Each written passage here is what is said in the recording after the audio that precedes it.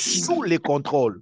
Lorsque une famille est sous le contrôle d'un homme fort, mais les hommes forts, dans une famille, ils contrôlent les enfants de la maison.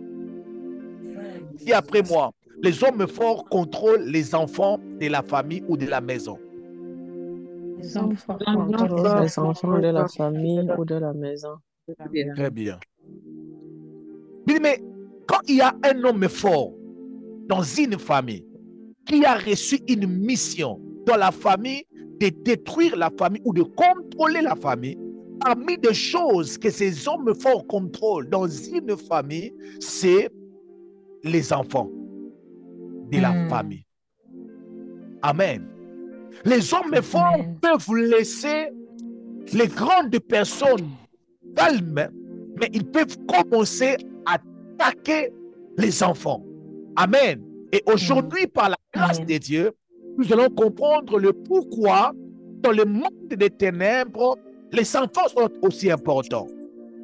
Amen. Exode chapitre 10, le verset 8 à 9.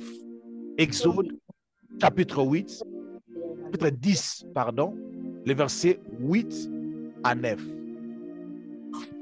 Ici, les enfants d'Israël, ils ont voulu sortir de l'Égypte. Maintenant, Moïse est en train de poser les lois. Maman, aidez-nous, s'il vous plaît. Oui, papa, je lis au nom de Jésus, Exode 10, versets 8 à 9. Amen. On fit revenir Pharaon, Moïse et Aaron. Allez, leur dit-il, servez l'Éternel votre Dieu. Qui sont ceux qui iront? Moïse répondit, nous irons avec nos enfants et nos vieillards, et avec nos fils et nos filles, avec nos brebis et nos bœufs, car c'est pour nous une fête en l'honneur de l'Éternel. Amen. Ici, Moïse est en train de réclamer la délivrance d'Israël. Amen. Moïse est en train de réclamer la délivrance d'Israël. Alors, Pharaon lui pose une question très importante. Il a posé la question à Moïse pour savoir, sont ceux qui iront avec toi, qui vont recevoir la délivrance avec toi. Vous allez remarquer que Moïse a commencé par citer, nous irons avec nos enfants. Amen. Bien aimé, dans la culture biblique, il y a plusieurs endroits où on a compté, vous allez remarquer que les femmes et les enfants, souvent, ne sont pas comptés. Alléluia. Lorsque Jésus avait nourri 5000 personnes, on a dit qu'il a nourri 5000 personnes sans compter les femmes et les enfants. Amen. Amen. Alléluia. Amen. Alors, Pharaon, il a pensé que Moïse allait laisser les enfants partir seulement avec de grandes personnes. Amen. Mais lorsqu'il a posé la question à Moïse, sont ceux qui iront avec toi, Moïse a précisé. Il a dit que nous allons sortir. Il a commencé d'abord par les enfants. Bien aimé, les enfants sont vulnérables. Amen. Contre des attaques, contre ce qui peut venir contre eux. S'ils n'ont pas de gens qui peuvent se lever pour défendre leur cause, Pharaon va les garder dans l'esclavage. Alléluia. Amen. La raison pour laquelle, lorsqu'il a posé la question à Moïse, Moïse a commencé d'abord par dire, nous irons avec nos enfants. Amen. Nous irons avec nos enfants, nous irons avec nos vieillards, nous irons avec nos filles, nos fils et nos filles. Bien-aimé, il est très important, étant que chrétien, d'avoir les yeux clairs sur tes enfants. Bien, chaque jour, quand tu marches avec Dieu, il faut toujours avoir la pensée qui protège tes enfants. Parce que les plans de Pharaon, les programmes de Pharaon, les projets des hommes forts, d'empêcher tes enfants de sortir avec vous. Amen. Alléluia. Et bien, je voudrais dire à une personne, tu n'auras pas des enfants ivrognes. Tu n'auras pas des enfants raillés. Tu n'auras pas des enfants ratés. Au nom puissant de Jésus-Christ de Nazareth. Au nom de Jésus. Mais tu peux d'abord arrêter d'écouter la prédication. Commence d'abord à déclarer, je sortirai avec mes enfants au nom de Jésus. Déclare cela au nom de Jésus. Mes enfants, je sortirai moi et mes enfants dans le nom de Jésus. Au nom de Jésus. Parce que le combat n'excuse pas les enfants. Ce n'était pas seulement les parents qui étaient en esclavage, même les enfants aussi étaient en esclavage. Mais si tu crois qu'il y a la puissance de la sorcellerie qui agit dans ta famille, laisse-moi te dire, tes enfants ne sont pas épargnés si tu ne te lèves pas. Alléluia. Amen. Mais la question est de savoir pourquoi les hommes forts dans une famille cherchent à contrôler les enfants. Première raison. Pourquoi les hommes forts cherchent à contrôler les enfants? Pourquoi? Parce qu'ils ont les yeux sur l'avenir et la continuité de leurs œuvres. Donc, pourquoi les hommes forts, un sorcier est dans la famille? Pourquoi un sorcier peut prendre les ngouba, peut prendre les arachides, donner ça à un enfant de 8 ans? Mais il paraît, je ne sais pas, à vérifier, il paraît que si une grande personne, on lui donne la sorcellerie, il va devenir Kizeng. Il paraît. Cathy aussi connaît ça. Cathy. Un vrai blessé de guerre. Moi, je pensais que c'était seulement chez nous. Amen. Il paraît, je ne sais pas au Cameroun, mais au Congo, il paraît, on ne peut pas ensorceler une grande personne. Si tu vois une grande personne sorcière, c'est qu'il avait déjà la sorcellerie dès son enfance. Dès le bas âge, il avait déjà la sorcellerie. J'ai bien dit, c'est à vérifier parce que moi, je n'ai pas mangé la sorcellerie. Pourquoi les hommes forts, ils ont les yeux sur les enfants? Parce qu'ils savent bien qu'avec les enfants, parce que les enfants, c'est l'avenir de demain. Les enfants, c'est la continuité de demain. Mais si ces ministères ne doivent pas s'arrêter, il faut qu'il y ait des enfants qui doivent continuer ce ministère. Amen. Il y aura un moment, le pasteur Timothée sera fatigué. Je n'aurai plus la force de prêcher. En ce moment-là, j'ai l'habitude. Des fois, maman Pamela se connecte avec ses enfants. Je crois que ses enfants vont commencer à diriger ce ministère. Amen. Les enfants vont commencer les miracles. Et puis, les miracles dérangent quand ils sont connectés. Et demain, c'est eux qui vont prendre le relais. Yes. Amen. Quand je suis parti à Kinshasa dans notre église, j'ai vu un garçon. J'ai pris pour ce garçon-là, beaucoup presque avec des larmes aux yeux. Pourquoi? Parce que lorsqu'on avait des veillées, sa maman avait cet enfant-là au dos. La maman live. Elle venait toujours avec son enfant au dos. On priait. L'enfant-là, ce qu'il faisait, c'était le déranger, de courir de gauche à droite. Mais j'ai été étonné de voir cet enfant avec la caméra dans la même église commencer à me filmer. J'étais perdu. Amen. Amen. My Oh God. my God. Mais la puissance de la sorcellerie va continuer parce que si les enfants sont touchés. Maman lit Proverbe chapitre 22, le verset 6. C'est difficile pour que les grandes personnes prennent des relèves. Mais il y avait une église dans mon pays. Dans cette église-là, quand le pasteur est devenu vieux, il a choisi un jeune pour diriger. Mais ce qui était un peu bizarre, c'est que les grandes personnes de cette église ils se sont révoltés. Ça m'a dépassé. Je me dis, oh, mais oh non, nous, on avait commencé cette église quand les révérends avaient commencé. Mais, docteur Eric, tu avais commencé ça avec le pasteur Timothée, mais maintenant là, tu as 75 ans. Mais tu veux qu'on puisse te laisser le ministère prière et famille. Tu vas travailler avec quelle énergie? Comment?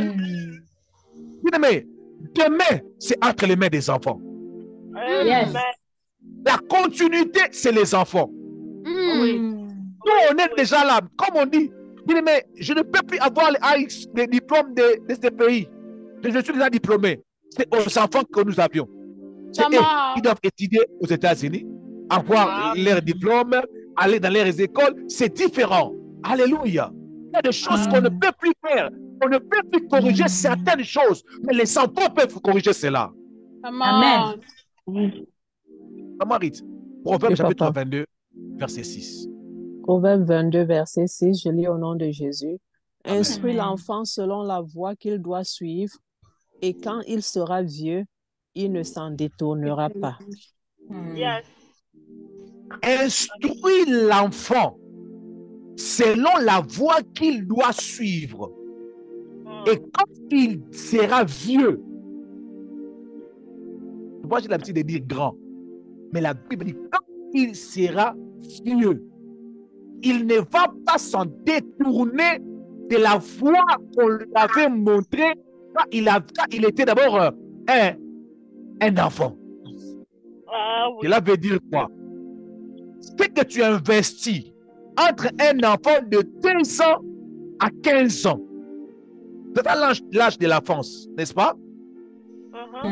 Après une année à 13 ans. Aujourd'hui, c'est descendu même jusqu'à 12 ans. À notre époque, c'était jusqu'à 18 ans. Mais aujourd'hui, un enfant, c'est jusqu'à 12 ans. Amen. Amen. Les choses que tu investis dans ta vie, quand il va devenir vieux, quel âge qu'on peut donner à un vieux? Quel âge qu'on peut donner à un vieux? 60. 40 ans. 40 ans quand même. Ah, maman, ça vieux. 70. 70, 75. Alléluia. Lutte contre la vieillesse. Amen. Amen. Amen. Amen. 40 ans, mon cœur a fait bout. Moi, je suis pas encore. Moi, je suis jeune. Votre jeune pasteur. Amen. Donc, c'est-à-dire, l'enseignement ou la chose que tu mets dans un enfant de 0 à 15 ans, il va avoir 75 ans. Il va réagir selon les choses qu'il avait reçues quand il avait quel âge? De 0 à 15 ans. C'est-à-dire, c'est la raison pour laquelle, entre parenthèses, nous voyons la plupart des vieux sont aujourd'hui qualifiés comme des sorciers. Certains parmi eux, ils avaient vraiment mangé. Mais à l'âge de 75 ans, on a commencé à les rêver. Tu me dis avance, je peux avancer. Avance, pasteur. Parce que la Bible dit instruis l'enfant. La voie que l'enfant doit suivre. Maintenant, la Bible dit quand il va devenir vieux, il ne va pas s'en détourner. Cela veut dire, la raison pour laquelle, tu sais comment on fait dans la sorcellerie? Dans la sorcellerie, il y a 2 phases. Amen. Il y a une phase où on peut mettre la sorcellerie dans la vie d'une personne. Comme une sémence. C'est-à-dire, on peut t'ensorceler, mais tu ne perds pas d'abord dans la sorcellerie. Oui. On peut mettre la sorcellerie en toi, mais tu ne perds pas d'abord. Avant que tu commences à opérer dans la sorcellerie, il faut que tu puisses passer par ce qu'on appelle l'initiation. Dans l'initiation de la sorcellerie, tes yeux seront ouverts.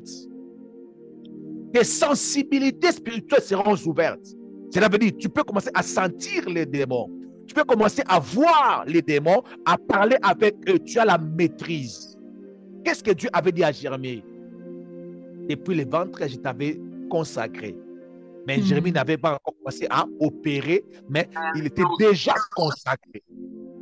Yes. Donc, un homme fort peut détruire ton enfant à l'âge de 8 ans, mais il sait que jamais, après, à 20 ans, elle va devenir une prostituée. Et ça, à l'enfance, on avait déjà détruit. Quand il deviendra grand, il ne va pas s'en détourner. Je prie que tes enfants ne puissent pas s'en détourner de la voie de l'Éternel. Au nom de Amen. Au nom de Jésus. Se détourne de toute mauvaise voie, des ténèbres au nom de Jésus. Au nom de Jésus. Jésus. Amen. Deuxième raison, pourquoi les hommes forts investissent ou cherchent à contrôler les enfants? Luc chapitre 18, Maman Ritz.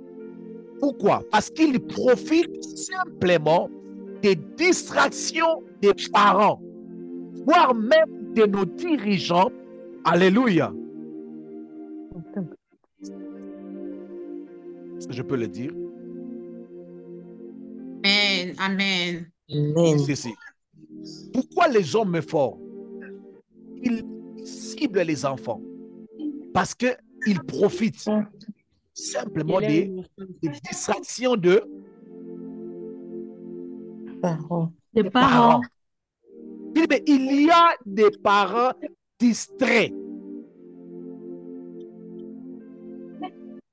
Bien aimé, je répète, il existe des parents distraits, physiquement distraits, spirituellement distraits, moralement distraits,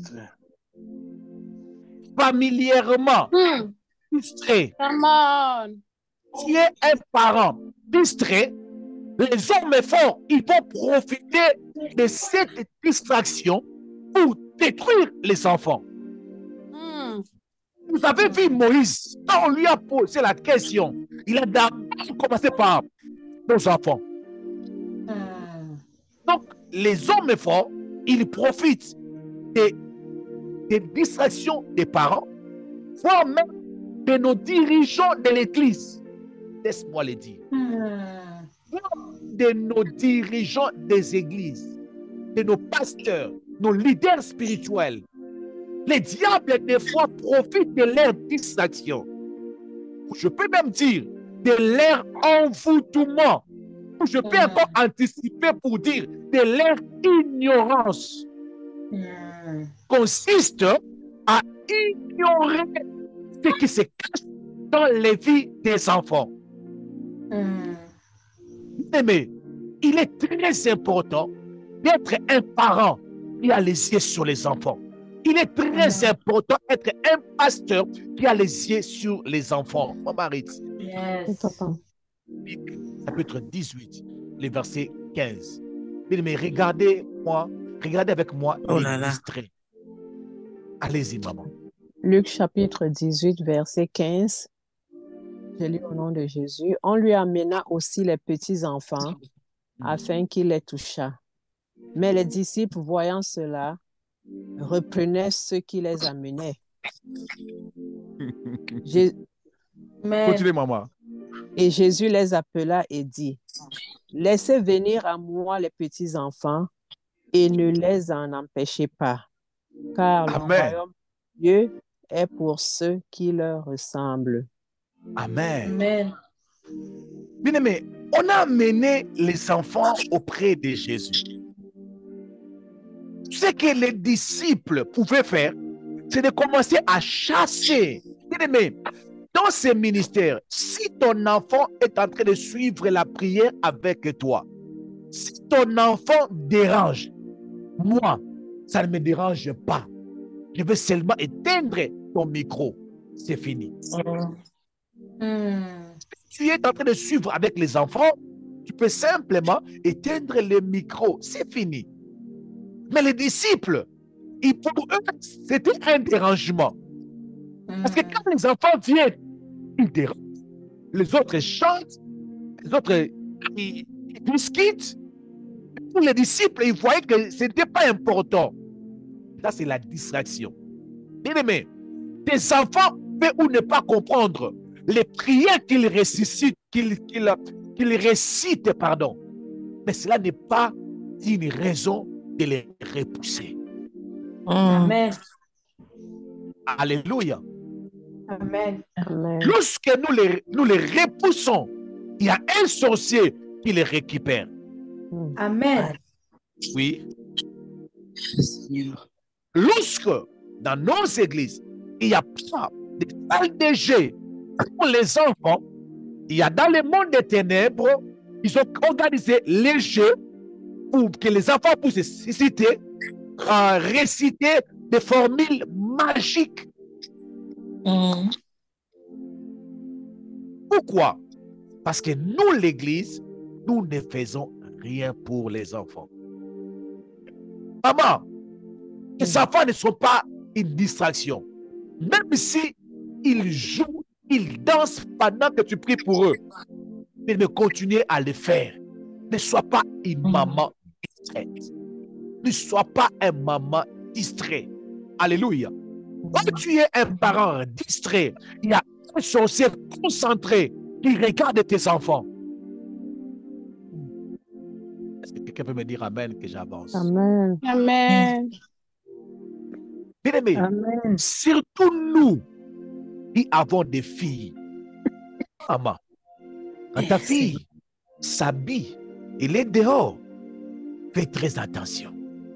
Il y a des gens qui ont contracté des maris de nuit simplement parce qu'il y a un vieux papa qui est tenté d'enfier la beauté. Et il est entré là-dedans, il est devenu son mari de nuit. Alléluia. Amen. Que nous vivons, là c'est entre parenthèses. Quand vous êtes avec des enfants, j'ai appris par une maman, il paraît que maman, vous pouvez faire un programme, même de chaque mois, même de chaque 3 mois, de vérifier pour se rassurer que vos filles sont toujours vierges. Ne sois pas une maman distraite. Alléluia. Sois une maman concentrée. Si vous êtes seul avec les enfants, sois un papa concentré. La distraction donnera la porte à un homme fort d'entrer et de détruire tes enfants. Les enfants n'ont pas la force de se protéger s'il n'y a pas quelqu'un qui peut les protéger. Est-ce que je peux passer cette entre parenthèses? Amen.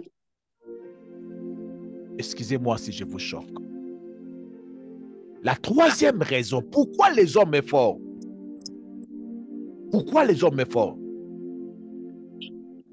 Au fait, pourquoi les hommes forts ont comme cible les enfants? Troisième ou quatrième? Nous sommes dans troisième ou quatrième? Je dirais quatrième. Quatrième. Il croit que l'âge... Troisième, papa. Troisième, ok. Troisième raison, les hommes forts, les sorciers, les géants dans nos familles, ils croient que l'âge n'est pas un obstacle à la spiritualité.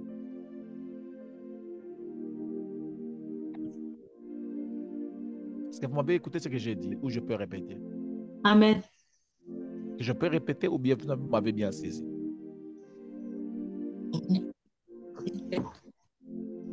Quelqu'un peut me rappeler ce que j'ai dit? Vous pouvez... Il faut que l'âge est un obstacle. Non, je n'ai pas dit il croit. L'âge n'est pas l'obstacle. La spiritualité n'est pas pour les enfants. Oui. Mon Dieu, laissez-moi répéter. Pardon. Répète, papa. Oui, oui, merci. Les sorciers, les géants dans nos familles, ils croient. J'enlève le mot croire. J'ai dit, ils savent, ils sont conscients que l'âge n'est pas un obstacle pour la spiritualité. L'âge n'est pas un obstacle. Merci beaucoup, Mavé. Ils croient, ils savent, ils sont conscients que l'âge n'est pas un obstacle pour la spiritualité. C'est nous, les chrétiens, qui croyons des fois que votre jeune pasteur, mon Dieu, bien-aimé, Les sorciers savent qu'un enfant de 2 ans peut manger toute la famille. Yes. Come on, come on, come on. Maman Ritz, 1 Timothée 4 et 12 et Joël 2, 28. Ici, les sorciers, les démons, ils savent. Vous attendez à être... Mais vous savez, je suis en train de vouloir baptiser même ma fille, même dans le baignoire. Je dois seulement le faire. Mais les sorciers savent que l'âge n'est pas un obstacle.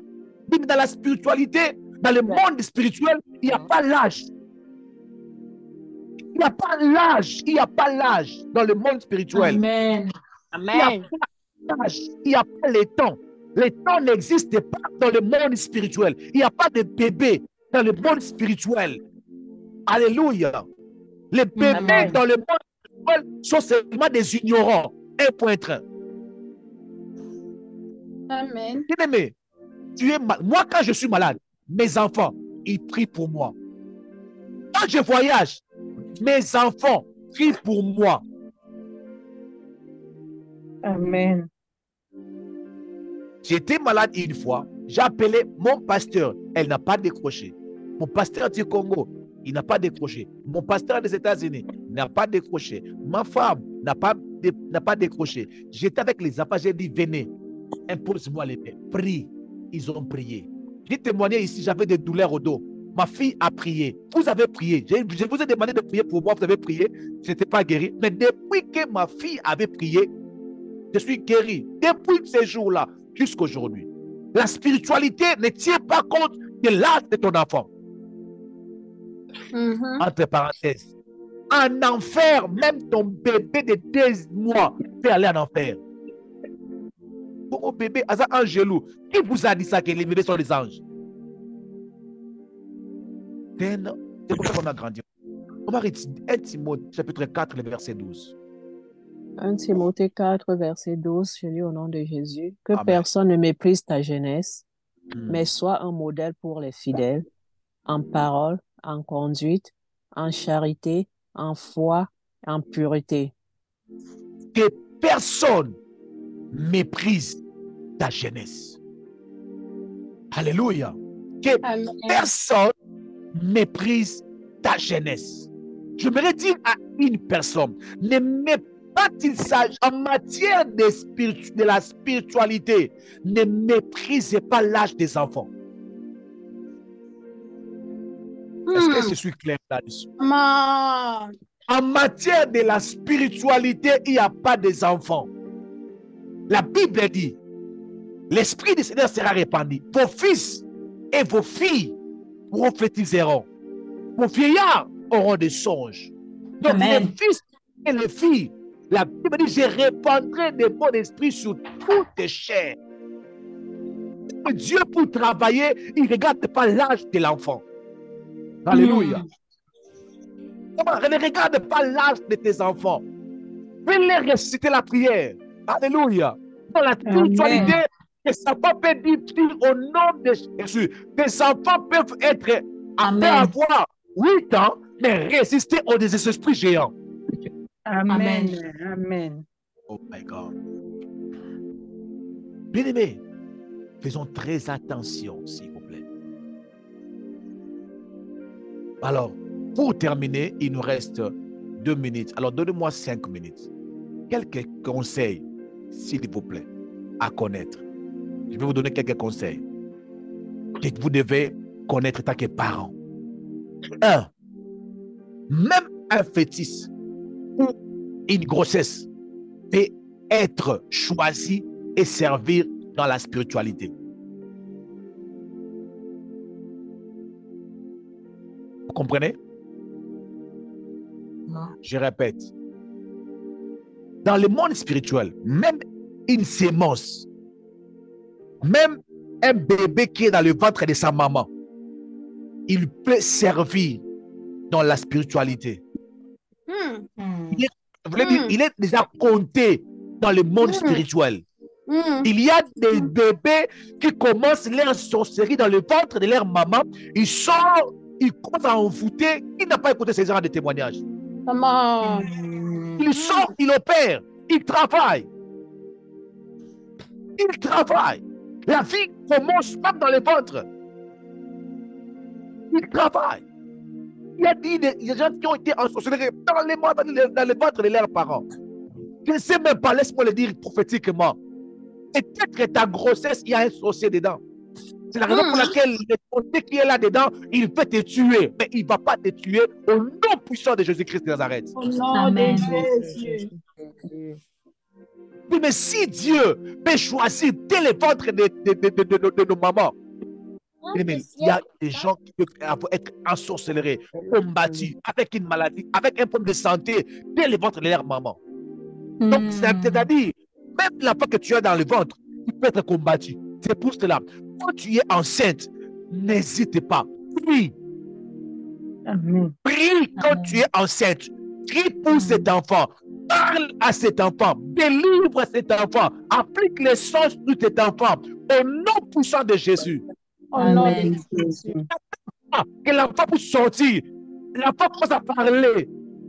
Pour que tu commences à prier pour l'esprit de la surdité. Non. Quand ils sont dans les ventres, tu parles, tu pries. Amen. Deuxième chose. Deuxième chose que tu dois connaître. Deuxième chose à connaître. Amen. Deuxième conseil. C'est des conseils. Chaque naissance d'un enfant donne un message au monde des esprits. Je répète. Chaque naissance d'un enfant donne un message au monde des esprits. Quand un enfant est né, il y a toujours un signal. Hop, il est né. Si cet enfant a une grande destinée, les combats peuvent commencer. Je parle de Moïse, je parle de Jésus, je parle de plusieurs personnes. On a eu à parler de ça ici plusieurs fois. Il y a des combats que nous avons, que les parents subissent avec les enfants à cause simplement. Est-ce que vous aviez déjà eu ou bien entendu que depuis que l'enfant était né, ton papa aille directement au travail? Amen. L'enfant était né, le papa n'avait plus de travail, les problèmes ont commencé, la famille a chuté, les problèmes bizarres ont commencé. Vous savez pourquoi ma femme s'appelle Fortune?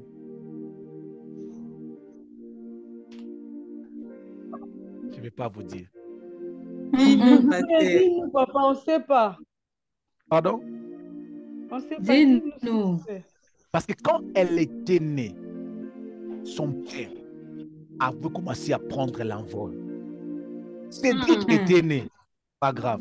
Et m'écoute, n'en parlons même pas. Mais quand seulement Fortune est née, Salomé Banda. Les mêmes jours même. Et même, oh mon Dieu, les mêmes Amen. jours.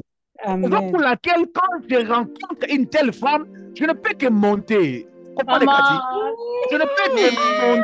Tu comprends un peu? Mais il y a des naissances qui donnent un message. Hey, cet enfant est né. Cet enfant est né. Mais cet homme, il va récupérer son travail. Il va monter. Parce que chaque enfant, c'est une destinée. Alléluia. Amen. Chaque enfant est une destinée à une mission. Il y a un enfant que tu regardes après de jouer, c'est le président de demain, c'est le ministre de demain, c'est la solution de Covid. Tu ne sais pas. Alléluia. Tu penses que c'est moi qui est gonflé, ou que c'est une destinée qui est là-dedans. My God. Amen. My God. Rebecca a prié. Dieu lui a dit, ne te dérange pas. Il y a des nations dans ton ventre. Il y a des nations dans ton ventre. Quand ils vont être nés dans le monde des esprits, ils vont dire, hey, il y a eu des nations qui sont déjà nées. Alors attention. À chaque naissance d'un enfant, il y a un message. Tout SMS. Partagez dans ma réseau, surtout sur Facebook, il est né. Troisième conseil. Les femmes hébreues qui élèvent l'enfant Moïse peuvent communiquer des choses qui peuvent créer en Moïse une révolte dans son futur.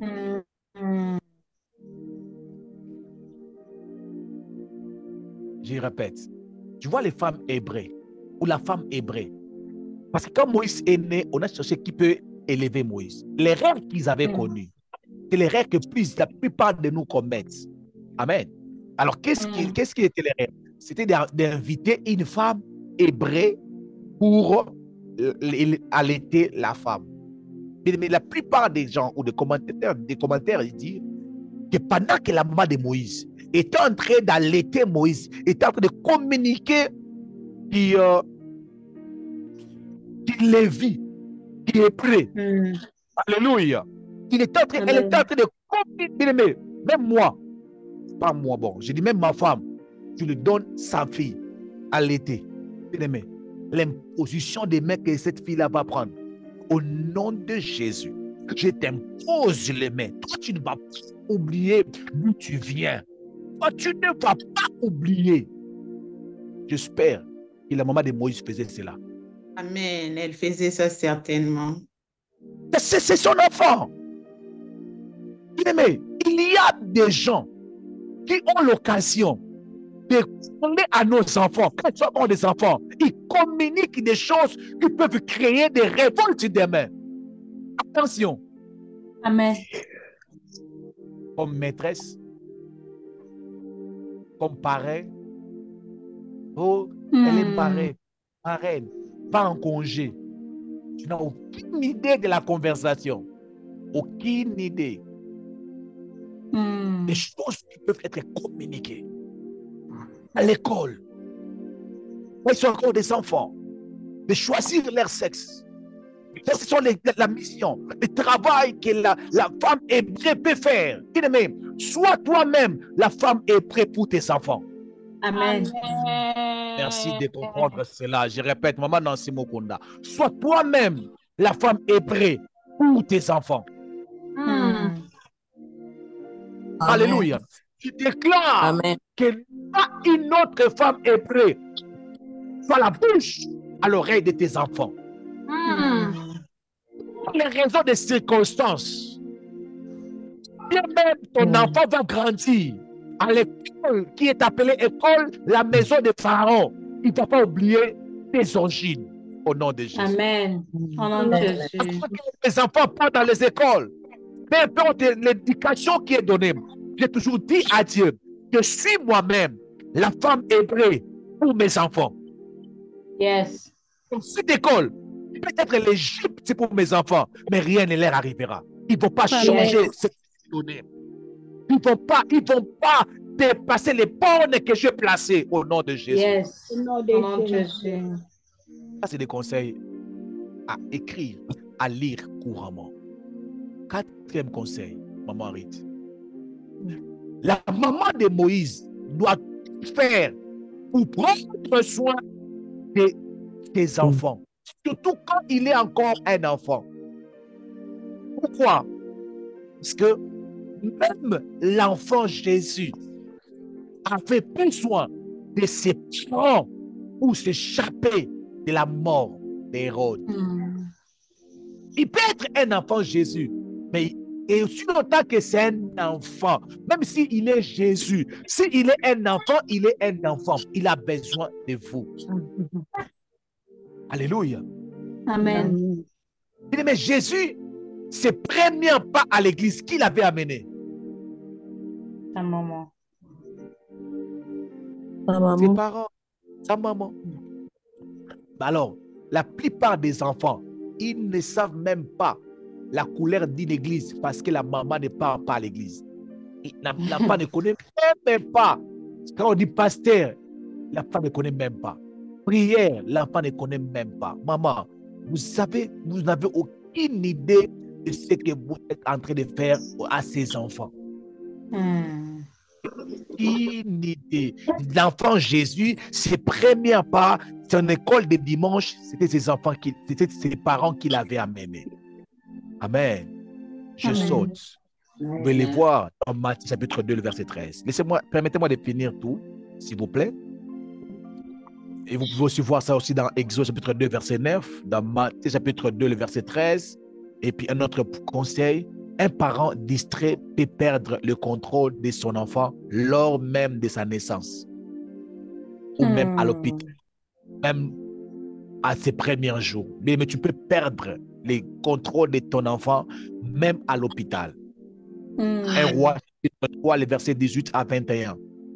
Bien aimé, les hôpitaux que nous voyons, les hôpitaux, je répète, les hôpitaux que nous voyons, ce n'est pas seulement les pasteurs qui parlent là-bas dans les hôpitaux pour prêcher. Non.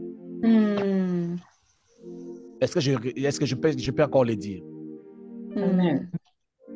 Les hôpitaux que nous voyons, ce n'est pas seulement les pasteurs qui partent là-bas pour prêcher. Non. Il y a aussi les agents du diable dans les hôpitaux. Quand ils voient les naissances de certains enfants, ils font des choses dans les vies des enfants. Bien aimé, vous savez, un conseil pour ceux qui vont encore avoir des enfants. À chaque fois que ton enfant est né, maman, regarde bien l'enfant et prie bien pour l'enfant. Prie bien, fais cette première prière pour les enfants. C'est important. Service et scène. Même scène, huile. Mets ça, s'il te plaît. Il y a une femme qui avait accouché, mais son enfant a été changé à l'hôpital. Bien aimé, les comportements de nos enfants, c'est les paroles que j'ai eu à écouter à chaque fois que j'ai recevé l'enfant. Quand la première fille était née, j'ai pris l'enfant, j'avais déjà composé tous les noms. Mais Dieu m'a dit, elle sera un enfant de paix. Il l'a appelé Peace. Et lorsque la deuxième est née, je l'ai encore pris par mes mains.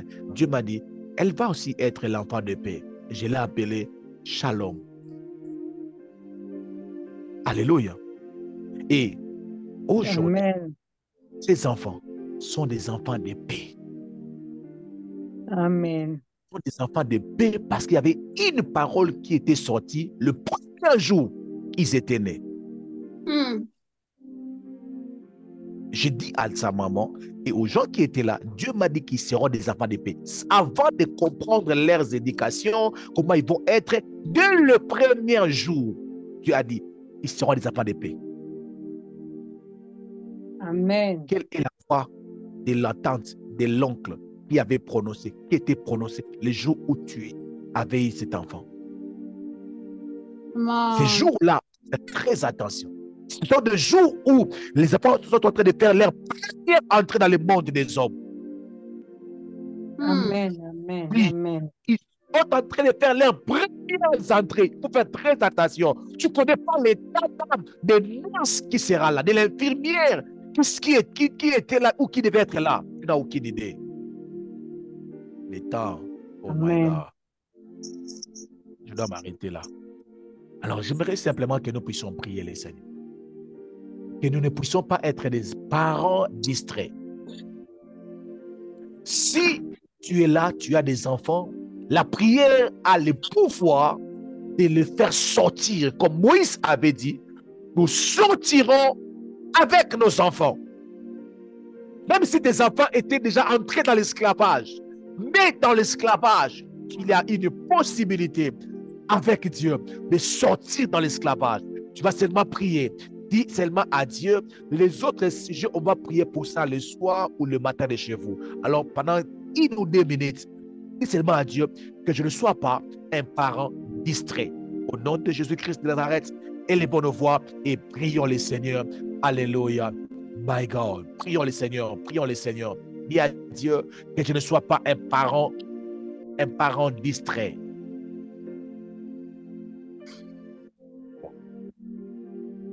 Je n'entends pas.